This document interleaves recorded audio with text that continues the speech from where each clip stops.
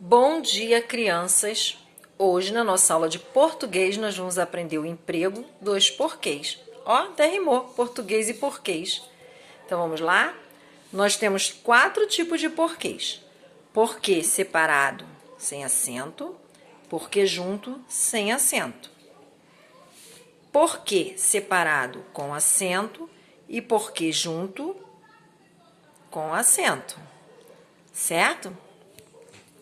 Então, vamos lá. O porquê separado sem acento vai ser utilizado sempre quando tiver uma pergunta, ou seja, em frases interrogativas, no início e no meio da frase. Toda vez que eu fizer uma pergunta, o porquê tiver no início ou no meio da frase, ele vai ser separado sem acento. E o porquê junto? É toda vez que eu dou uma resposta, certo? Então, eu vou utilizar o porquê junto sem acento quando eu responder uma pergunta. Alguém me perguntou, por que você não foi ao passeio? Eu respondi, não fui ao passeio porque, junto sem acento, eu estava doente. Se eu estou dando a resposta, o porquê é junto, sem acento. Ok? Então, vamos lá. E o porquê separado com acento? É também utilizado toda vez que eu fizer uma pergunta. Só que no caso do acento, eu vou utilizar quando o porquê estiver no final da frase interrogativa. Então, toda vez que eu fizer uma pergunta e o meu porquê estiver no final da frase, ele vai ser separado porque é uma pergunta e vai ter acento porque está no final da frase.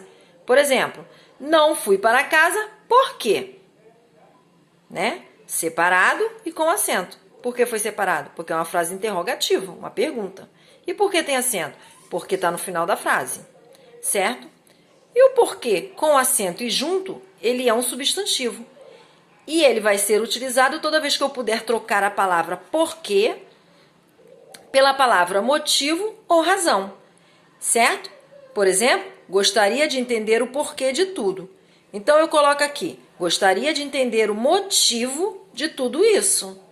Gostaria de entender o porquê de tudo isso. Posso trocar também. Gostaria de entender a razão de tudo isso. Então, se eu puder trocar a palavra porquê pelas palavras razão e motivo, eu vou usar o porquê junto com acento. Ele sempre vem acompanhado também de um artigo ou de um pronome. Tá ok? Então, nós vamos fazer aí o uso dos porquês nas páginas 40, das páginas 38 a 40, tá bom? Na página 38, nós vamos fazer atividades de sinais de pontuação, que foi aulas que nós já fizemos. Então, vai ser uma revisão e o uso dos porquês, tá ok? Depois a gente corrige e tira as dúvidas. Beijinhos, tá?